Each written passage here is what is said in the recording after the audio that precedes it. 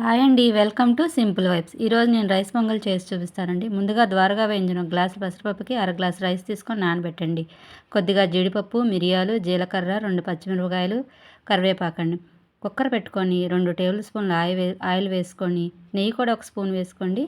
ఇప్పుడు ఇందులోని ఈ తాలింపులన్నీ వేసుకోండి. జీడిపప్పు, కొంచెం ఆవాలు వేసుకోండి, మిరియాలు, పచ్చిమిరపకాయలు, జీలకర్ర, కరివేపాకు అన్నిటిని వేసుకొని చక్కగా ద్వారగా వేయించుకోండి.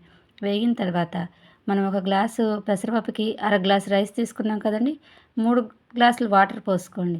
వాటర్ కొద్దిగా మరిగిన తర్వాత కడిగి నానబెట్టుకున్న రైస్ని, పప్పుని రెండింటిని కలిపి కుక్కర్లో వేసి మూత పెట్టండి. మూత పెట్టి 2 విజిల్స్ రానివ్వండి. 2 విజిల్స్ వచ్చినాక కుక్కర్ చల్లారినాక మూత తీసి చూస్తే రైస్ పొంగల్ రెడీ అయిపోతుందండి.